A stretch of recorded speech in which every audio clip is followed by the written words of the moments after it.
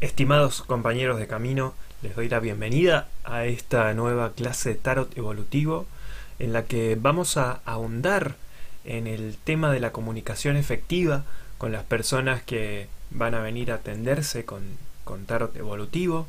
Y quise hacer esta clase de una forma abierta, que digamos que va a estar en mi canal de YouTube, que es parte de todas las otras clases de mentoría de, de este curso de tarot evolutivo que diseñé y que empecé a facilitar en abril de 2024. Y esta clase la verdad que va a ser muy especial porque es para todas las personas que están aprendiendo tarot o que ya tienen tiempo trabajando con este método o con algún otro método, básicamente del mazo de Rider-Waite.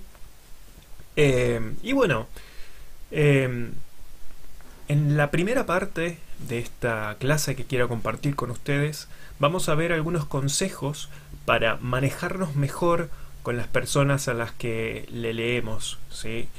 Y la segunda parte vamos a aprender un conocimiento muy transformador y quisiera que ustedes pudieran sentarse con este material, que ustedes lo puedan analizar, que lo puedan trabajar en ustedes mismos, porque no solo les va a ayudar en su propia vida, sino que los va a ayudar a ser mucho más consciente de los procesos y de las heridas de las personas a las que ustedes atienden o a las que van a atender de ahora en adelante.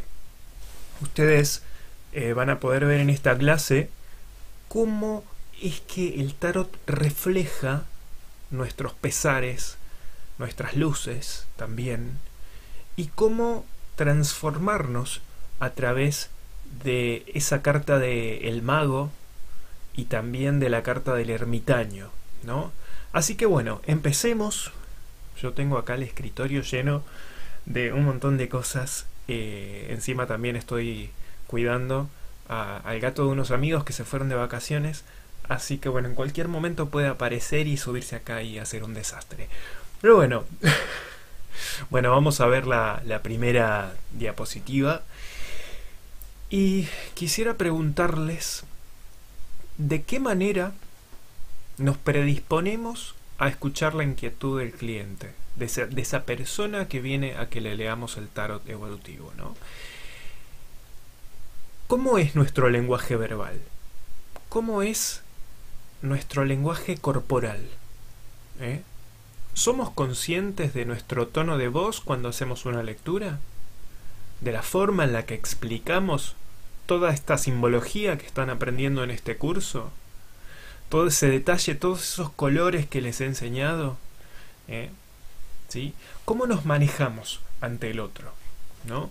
¿Cómo expresamos nuestras ideas? ¿Cómo aprendemos a leer si la persona se siente cómoda o si la persona está incómoda o está inquieta? ¿Mm?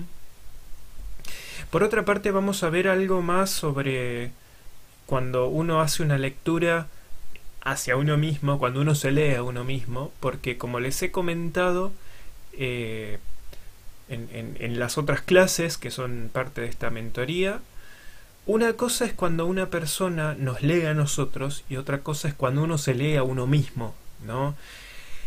Entonces, ahí uno tiene que empezar a manejarse con curiosidad, pero sobre todo con compasión cuando uno se lee a uno mismo. Uno tiene que aprender a ser más compasivo con uno mismo, así como uno es compasivo con los clientes, ¿sí? ¿Por qué es que a veces entendemos más a la persona a la que le leemos y tratamos de enfocar todo de una forma mucho más sutil y con nosotros a veces no?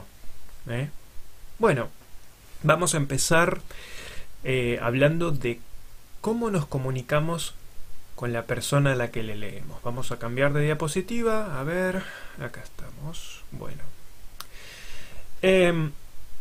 Todos los seres humanos tenemos una mochila.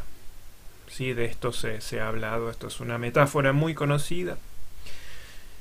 Y tenemos diversas cargas que nos pesan, que nos disgustan, esas cargas a veces son desgastantes, y algunas veces sufrimos, ¿no? Como pueden ver en esta imagen.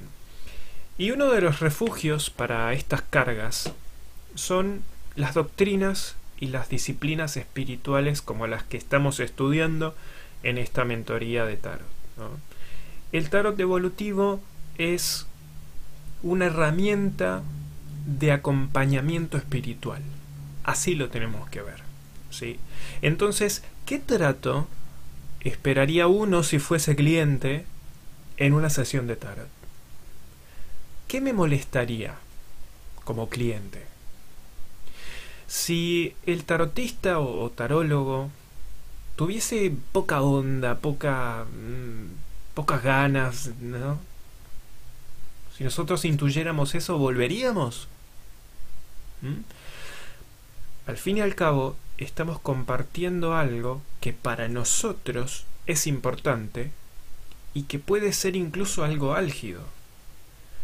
Entonces, si esa persona no le pone mucha onda, mucha disposición, estamos compartiendo algo muy nuestro y no sentimos ese feedback, ¿eh?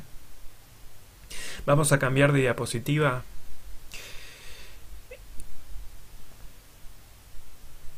¿Por qué los seres humanos hablamos de nuestros procesos? En primer lugar, porque la tradición oral ha estado presente en el ser humano desde sus inicios, ¿no? Los primeros seres humanos estaban continuamente en un grupo, ¿no? Porque la seguridad y la integridad física dependía de todo el grupo. Un ser humano que era excluido de los antiguos grupos humanos quedaba a la deriva en la naturaleza y quedaba a merced de peligros y de animales feroces. ¿Y qué pasa? Que nosotros todavía seguimos conservando ese registro. Nosotros estamos diseñados para estar casi continuamente con otras personas, porque somos seres sociales, no estamos para estar continuamente solos, ni para estar continuamente callados, ni para llevar absolutamente todos a solas. Nosotros necesitamos a los demás. Sí, está bueno, podemos disfrutar de la soledad y podemos estar muy bien también a solas. Pero las demás personas también necesitan de nosotros para tener un equilibrio no solo mental, sino integral. Por otra parte, un área de nuestra mente sigue siendo ese niño que fuimos, ¿no? A ver, déjame ver que... No, estaba viendo que no hiciera macana y gato. Bueno, como les decía, una parte de nosotros sigue siendo el niño que fuimos, y ese niño también necesita relación con otros, ¿sí?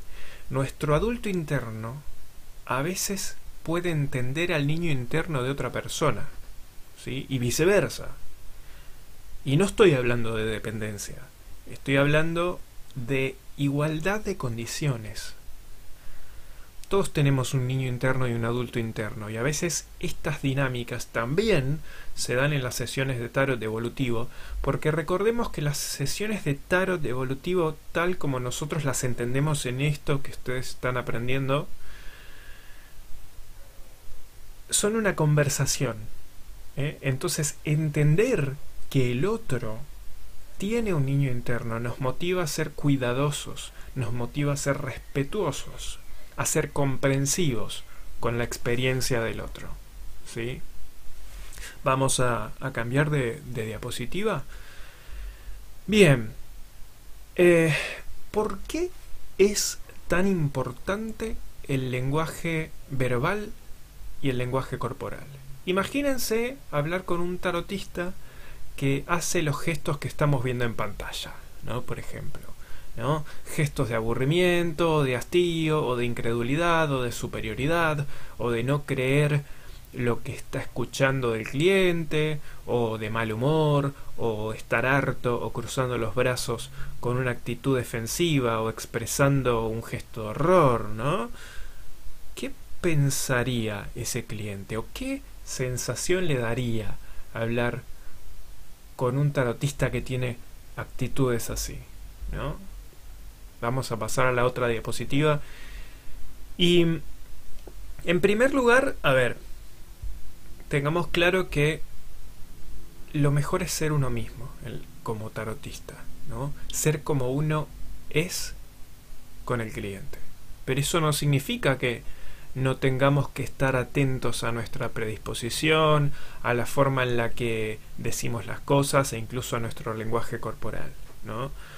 Una postura hacia adelante mientras estamos escuchando, un contacto visual que puede variar pero que mira a la persona cuando esa persona está hablando, es algo que habla de una forma no verbal sobre la escucha que estamos teniendo, ¿sí?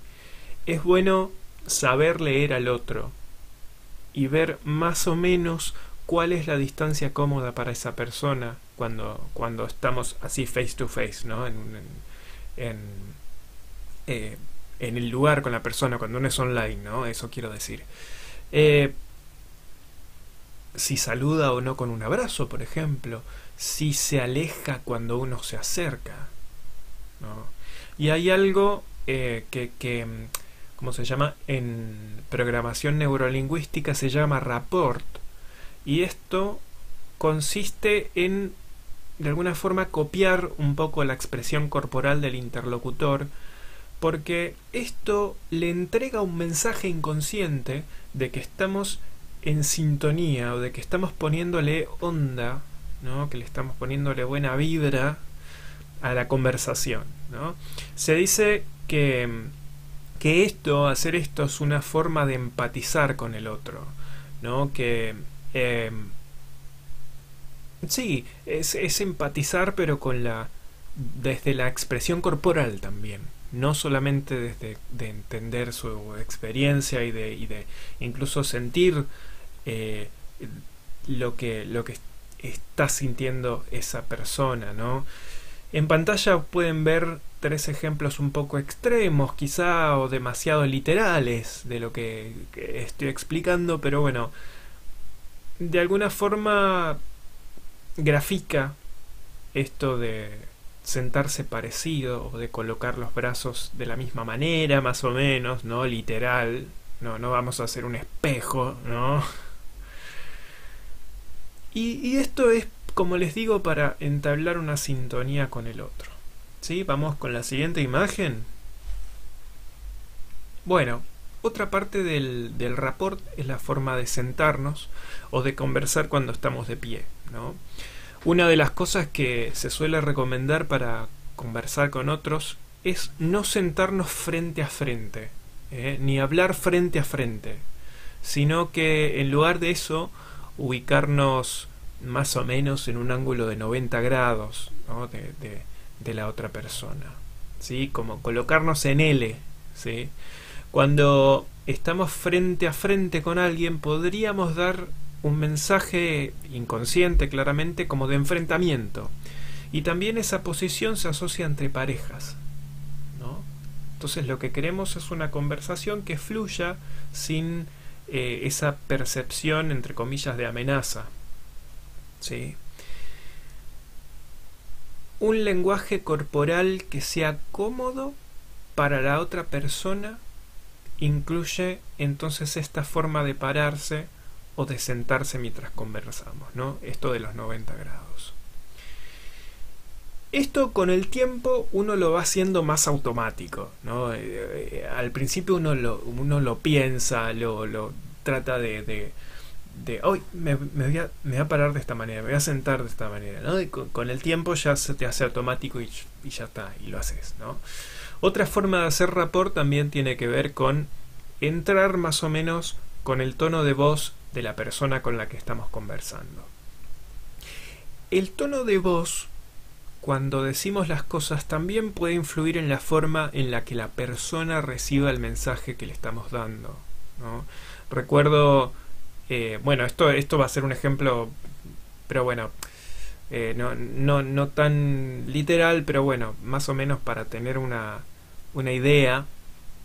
Recuerdo que en 2020 estuve en grupos de idiomas con la idea de hablar seguido con personas de habla inglesa, porque tenía mucho más tiempo en ese momento, como la mayoría de las personas, y era una buena oportunidad para seguir reforzando el idioma inglés.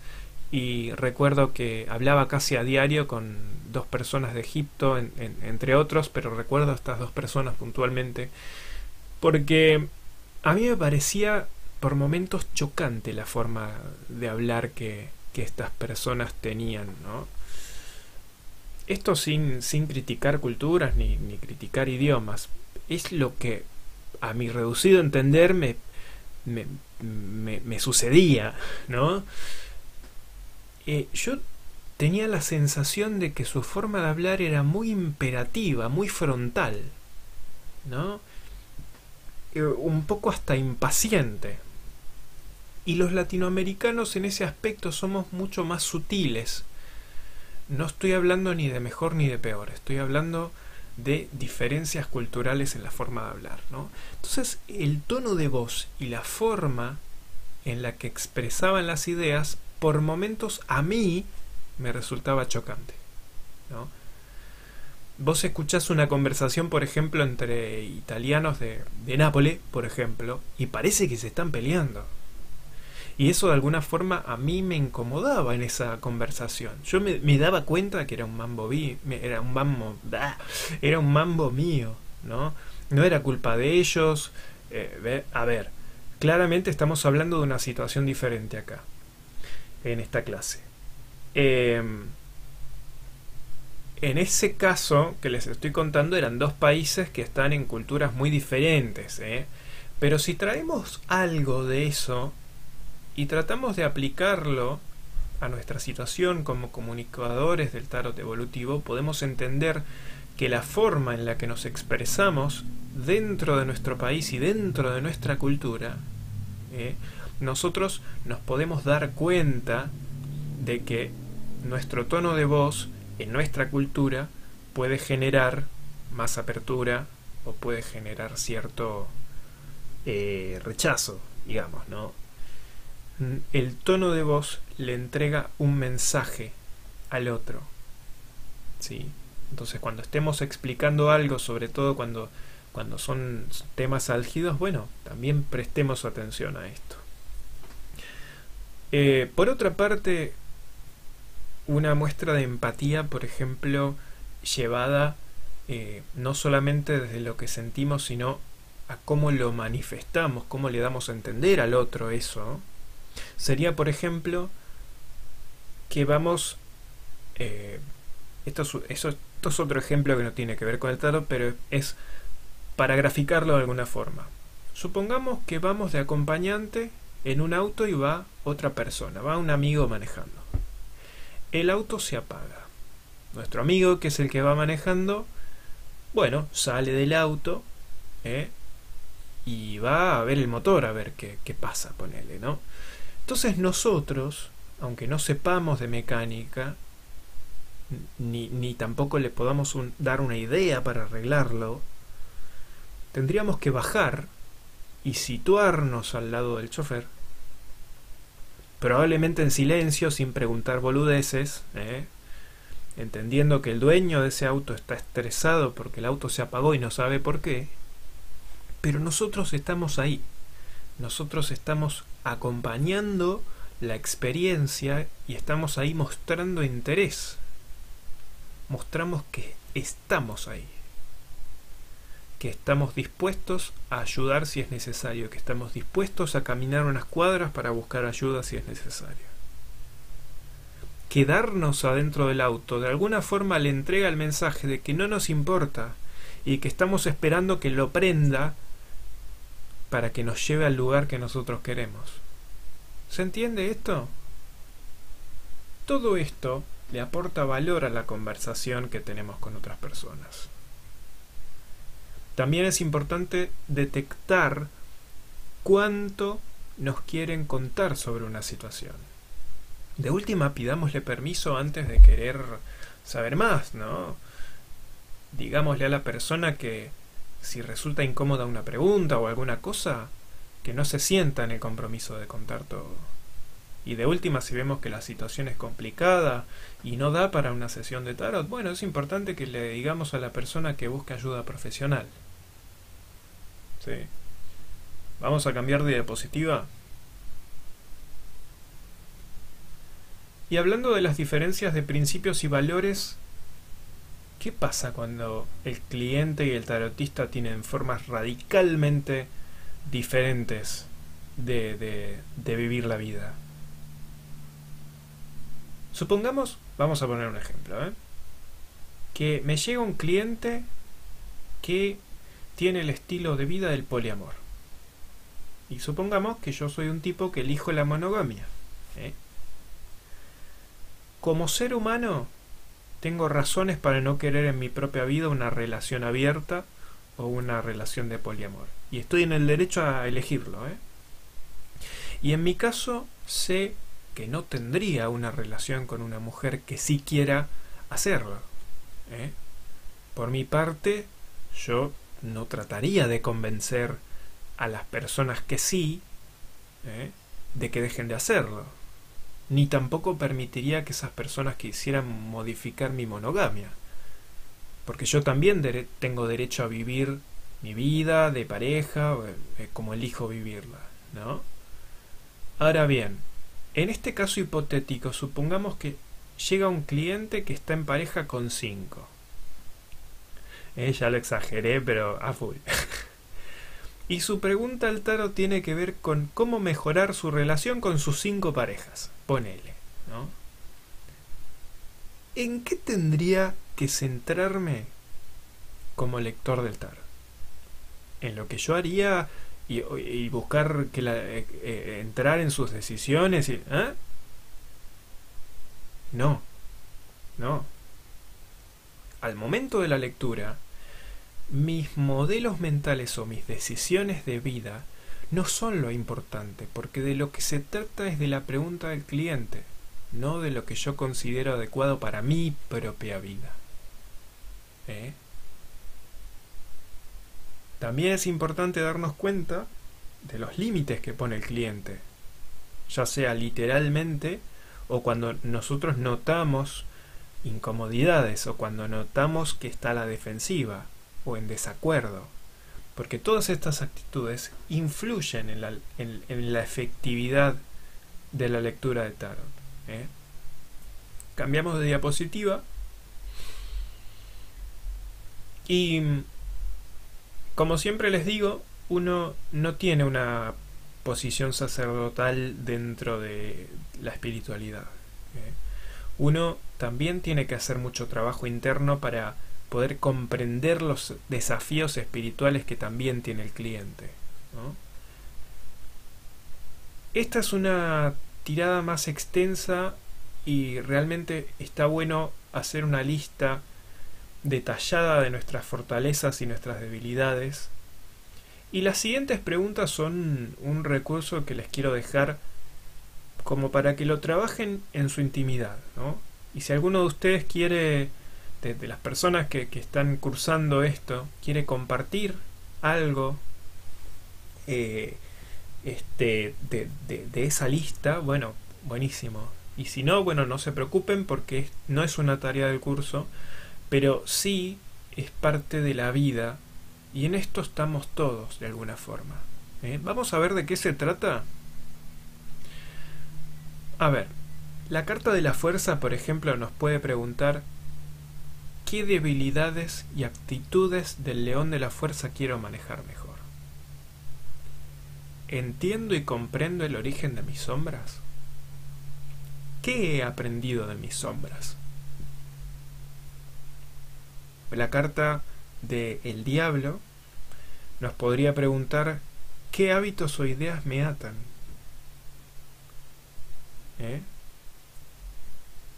¿Con qué recursos los puedo dejar atrás?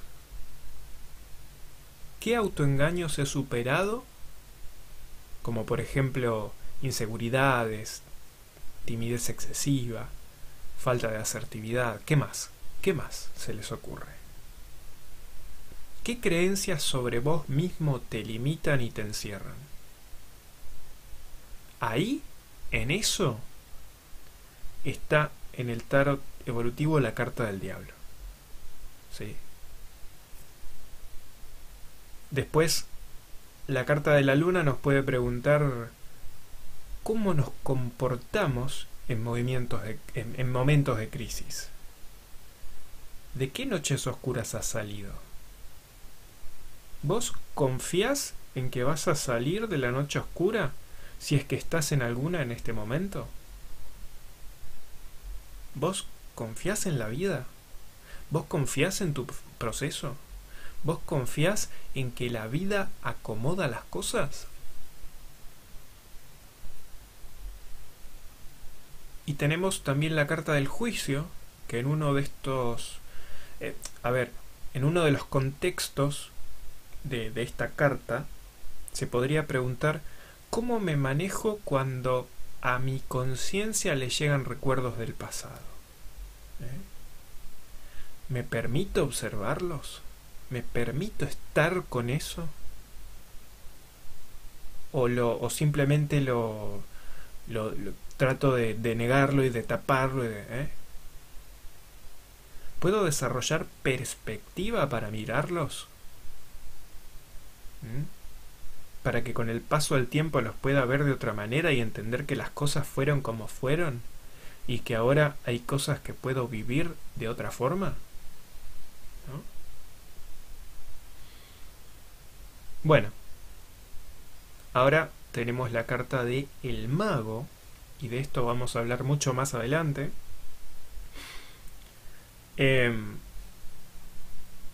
Que nos puede preguntar con qué recursos contás ahora que antes no tenías. ¿Confías en esa riqueza interna? Y por último, la carta de el sol nos puede preguntar ¿cómo conectás con la motivación? ¿Cómo conectás con la visión? ¿Cómo conectás con tu propósito? ¿Cómo conectás con las ilusiones que tenés que ir buscando en la vida?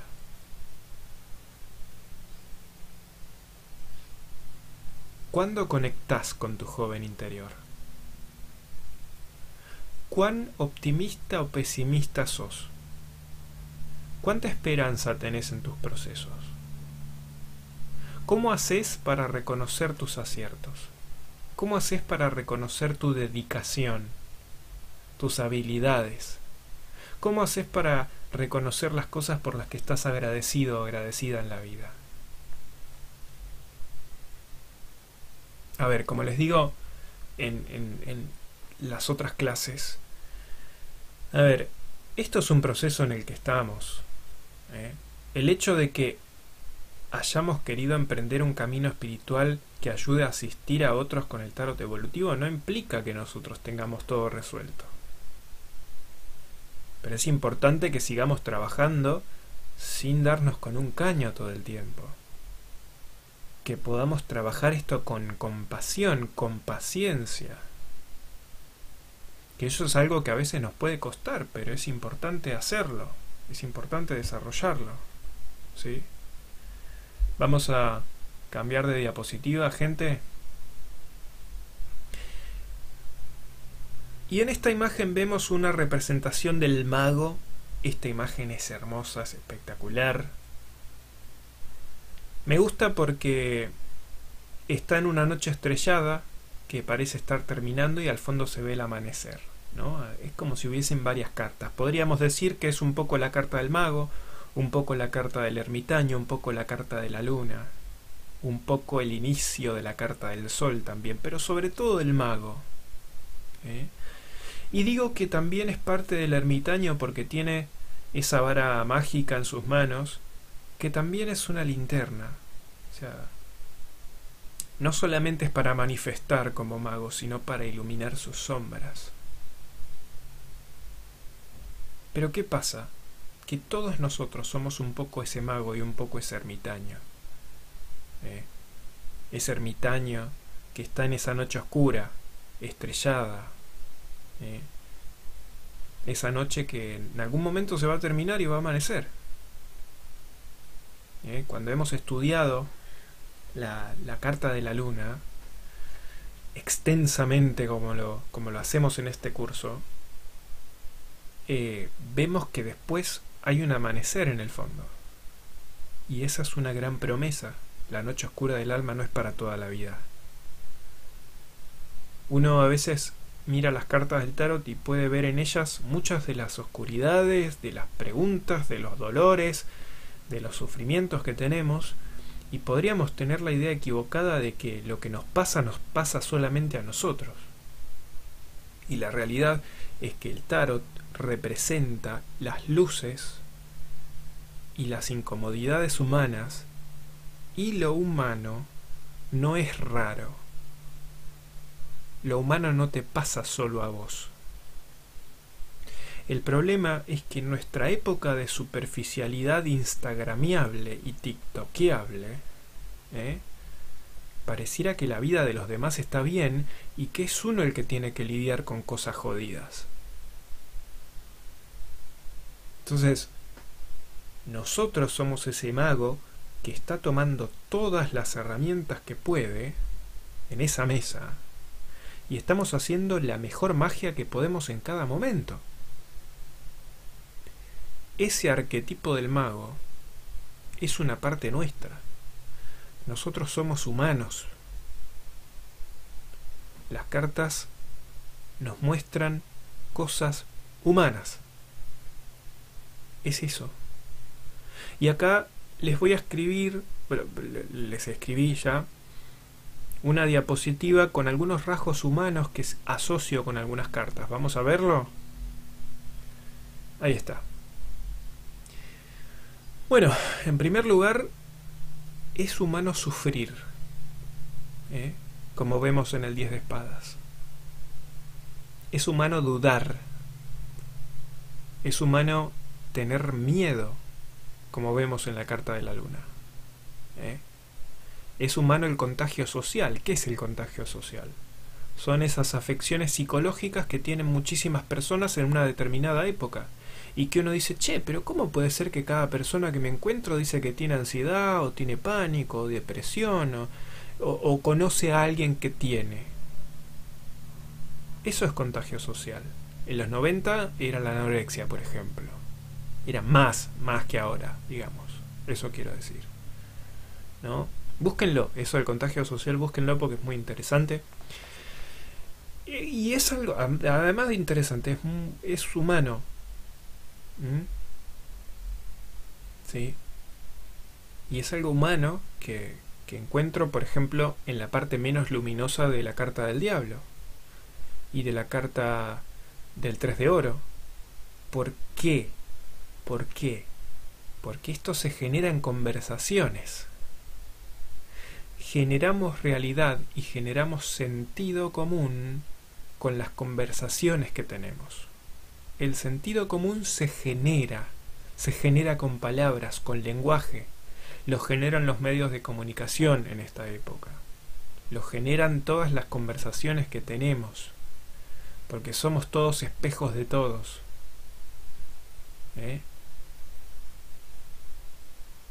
Por otra parte, también es humano un corazón roto, que es una de las características del 3 de espadas.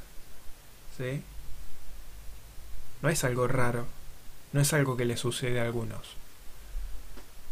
También es humano pasar por duelos, como en uno de los contextos del 5 de copas, o de la carta de la muerte. ¿Qué otra cosa? Es humano extrañar a alguien, y además huir de eso. Extrañar y querer huir de eso. Y eso puede tener algo que ver con el 4 de copas.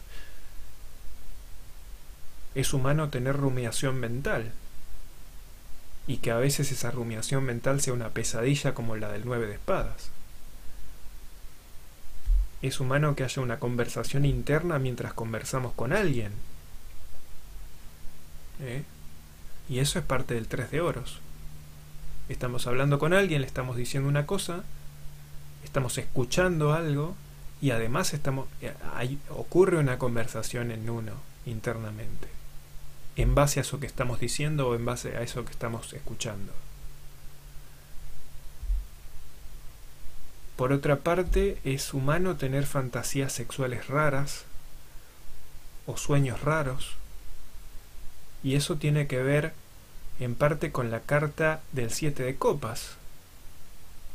Pero ¿qué pasa? Que cuando toma el control, ese 7 de copas, puede asumir la carta del diablo.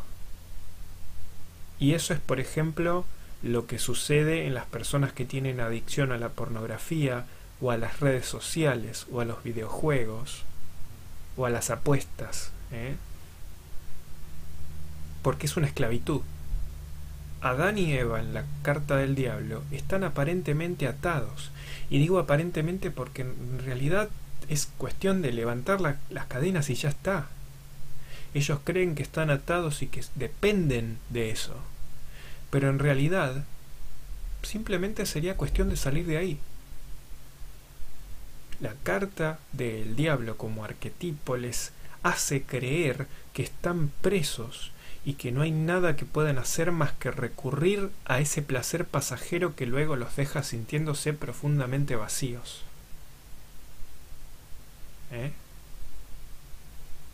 ¿Seguimos? Bueno, ¿qué más? Es humano que a veces una parte tuya odie por momentos tener hijos, o que una parte de los hijos odie cosas de los padres. Y esos sentimientos se pueden descubrir y se pueden analizar desde la carta de la papisa, por ejemplo. Porque la carta de la papisa es eso, es análisis del inconsciente, el análisis y el conocimiento de ese inconsciente que tiene detrás de su figura, ¿no? ¿Qué más? Es humano cansarse, frustrarse, desilusionarse, agotarse, como por ejemplo en la figura del 9 de bastos. Es humano que las cosas salgan para la miércoles a veces, y que uno se agote de intentar y de intentar y de intentar. Y eso es parte del proceso. Es muy humano que el cuerpo en algún momento del día se sienta atraído de forma indeseada por una persona que no es tu pareja. Y esto también es parte del león de la carta de la fuerza, que es esa parte que funciona automáticamente y que siente cosas que uno conscientemente no quisiera, que uno no lo quiere para uno. Uno no elige si estás en pareja, no elegís sentir una atracción física por otra persona. No lo elegís conscientemente, lo hace el cuerpo, ¿no? Pero ¿cómo pasaría de ser el león de la fuerza a la carta del diablo?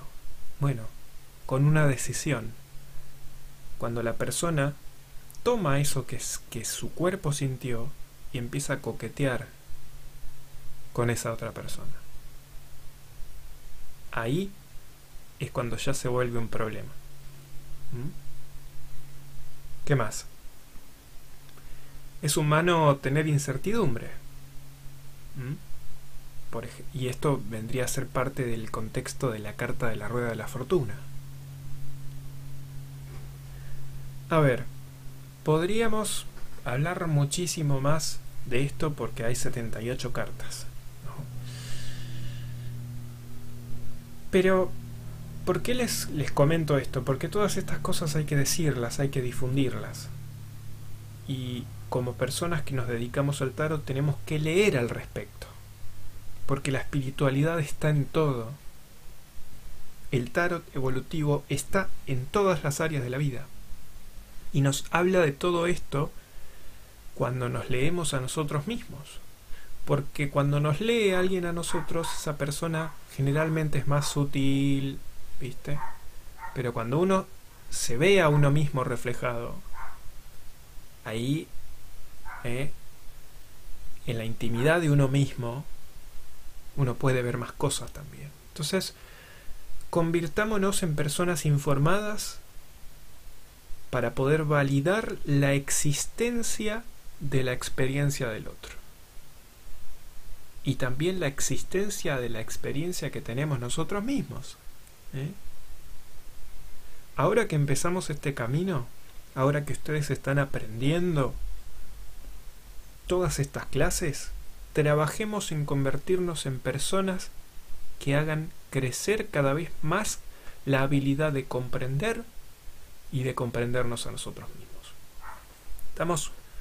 Vamos a cambiar de diapositiva.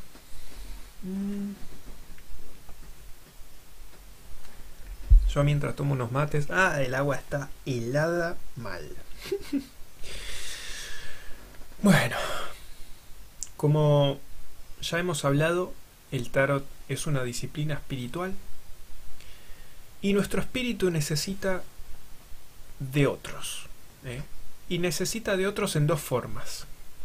Necesitamos tener pares, que son personas que están en la misma que uno, y por otra parte necesitamos tener mentores personales. Y no estoy hablando de terapia. La terapia es otra cosa. Estoy hablando de alguien con quien uno forme un vínculo. A ver, de lo que se trata es de contar con otro ser humano que ha transitado los mismos caminos que uno y ha saltado más obstáculos que uno en esa área. Una persona a quien le puedas preguntar y a quien puedas acudir. Una persona con la que puedas contar, ¿no? Y que al mismo tiempo puedas ser vos también quien tengas un rol de mentor con otra persona que esté algunos escalones más abajo en edad o en experiencia. A ver, en las culturas ancestrales predominaba la cultura oral, la tradición oral.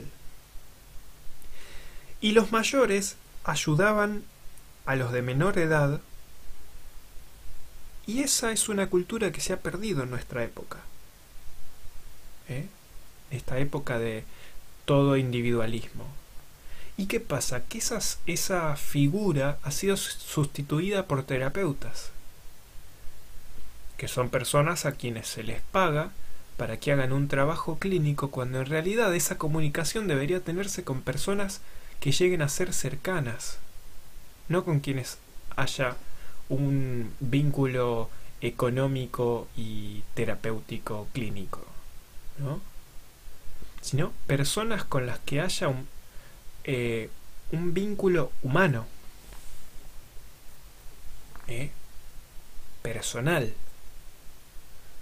Un mentor de vida nos escucha, nos comprende, nos afirma, nos enseña, nos empuja, nos desafía también, nos caga pedos. Y a la vez, uno también tiene que hacerlo con los demás. Tuve la oportunidad de recorrer y de conocer algunas de las religiones más conocidas, y algo positivo que tienen esas culturas es que los creyentes más jóvenes tienen que pasar tiempo con personas de más experiencia, y eso hace que esas culturas, pese a los defectos que tienen, y que no los niego para nada, tengan algo positivo, que es el sentido de estar en comunidad, de contar con alguien, en lugar de transitar a solas los desafíos emocionales y los desafíos existenciales de la vida. Así que quiero invitarlos a que, ya que están haciendo este aprendizaje tan profundo en todas estas clases, emprendan una búsqueda de esa persona que será imperfecta, que será incompleta como somos todos los seres humanos. Y que a la vez ustedes se planteen también ser esa persona para alguien más. ¿Estamos? Bueno, para cerrar con esta clase, vamos a ver una última diapositiva y les quiero compartir, que van a ver en las letras que están en negro, frases de Rafael Echeverría, que es sociólogo y es doctor en filosofía y es toda una personalidad en el mundo del coaching latinoamericano, en el coaching ontológico. Y abajo puse una aplicación para nuestras sesiones de tarot de estas frases, ¿no? La primera dice: no sabemos cómo las cosas son, sabemos cómo las interpretamos. Aprendamos entonces a preguntarle al cliente, cuando le leemos las cartas, si esto coincide o no, y aprendamos a dudar de las lecturas negativas que nosotros nos hacemos a nosotros mismos. La segunda frase dice: el lenguaje modifica el curso de los acontecimientos. ¡Ja! Entonces, si es así, seamos, como tarotistas evolutivos, o tarólogos evolutivos, mensajeros de opciones que sean funcionales y que sean adaptativas, que mejoren, que empoderen, que comprendan, que motiven a seguir, que motiven a superarse. Y la última frase dice que el lenguaje es generativo, porque el lenguaje genera realidad y al hablar nos moldeamos. Y esto es algo muy poderoso. Entonces podríamos preguntar: ¿qué genera en el otro nuestra interpretación de la lectura? Y por otra parte, ¿qué se genera en uno cuando uno se lee a uno mismo? Valga la redundancia. Así que, gente, esto es lo que quise compartir con todos ustedes. Espero que algunas de estas cosas resuenen con ustedes y les ayuden a seguir en este proceso de transformación que involucra el tarot evolutivo. Espero que todas estas clases les puedan seguir motivando y les puedan seguir ayudando a hacer lecturas cada vez más complejas en el buen sentido de la palabra, lecturas que puedan ayudar a aclarar, lecturas que puedan ayudar a motivar, porque de eso se trata. Nosotros no somos de esos lectores a los que nos vienen a preguntar: ¿fulana me está poniendo los cuernos? ¿Fulana me hizo brujería? No. Nosotros nos dedicamos a una tarea muy profunda, una tarea de trabajo interno y una tarea de esperanza. Una tarea de hacer una lectura que ayuda a darle sentido a nuestra experiencia, que ayuda a comprendernos a nosotros mismos en nuestra experiencia, ¿sí? Que ayuda a ver nuestras luces, nuestras sombras, nuestras habilidades, que ayuda a encontrar opciones que nos ayuden a ser más funcionales, a adaptarnos mejor a las situaciones y a tomar decisiones más conscientes. Todo esto es el tarot evolutivo. Las personas que estén mirando este video y que quieran hacer esta formación, realmente verán que es un proceso transformador, además de ser un trabajo, porque esto también es un trabajo.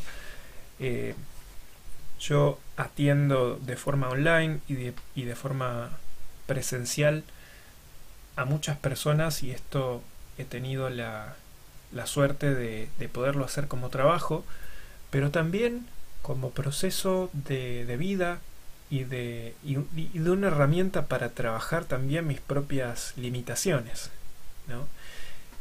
Eso es lo que les va a dar aprender esto, ¿sí?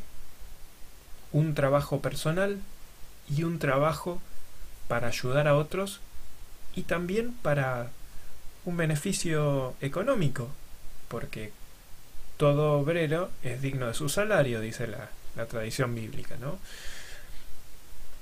Es tremendo la cantidad de detalles y de símbolos que he podido compartir en estas clases, porque es muy importante entender toda la simbología que encierran las cartas del Tarot Rider-Waite, para que ustedes, cuando sale una carta, puedan tener un abanico de posibilidades. Ustedes van a poder analizar, ya los que están viendo estas clases ya lo están haciendo, están analizando los colores, están analizando las formas, están analizando los gestos de los personajes de las cartas, están analizando por qué en una carta hay mucho cielo o poco cielo, o mucha agua o poca agua o nada de agua.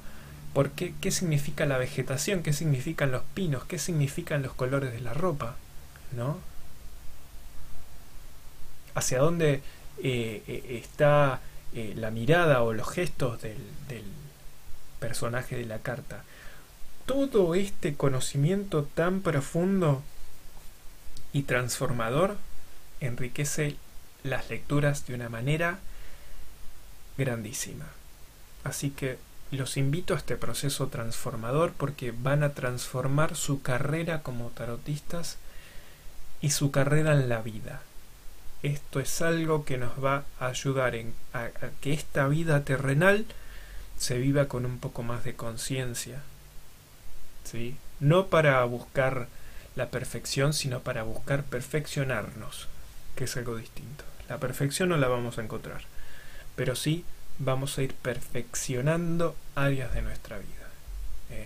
Por momentos será duro, porque hay cartas que tienen que ver con la noche oscura del alma, y por momentos será luminoso y vamos a sentirnos profundamente agradecidos. Se vive de todo, porque la vida es así, pero con esta herramienta y con las, digamos, con las devoluciones que les vaya dando, porque esta formación tiene varios ejercicios que ustedes pueden hacer a su tiempo y después mandármelos. Bueno, vamos a seguir enriqueciendo esa lectura que ustedes van a ir haciendo. Al principio, los que han cursado esto aprenden primero unas cuantas cartas y después empiezan a hacer tiradas con esas cartas que van aprendiendo, y se van agregando cada vez más detalles y más formas de leer y más tiradas y más detalles sobre esto que les digo de los colores y de muchísimos detalles que son fascinantes y que incluso después los vemos en la vida. Los vemos cuando vamos a algún templo y vemos un montón de simbología y decimos: ah, mirá, hay espadas en este templo, mirá, hay nubes, ya sabemos qué quieren decir las nubes, por qué están ahí.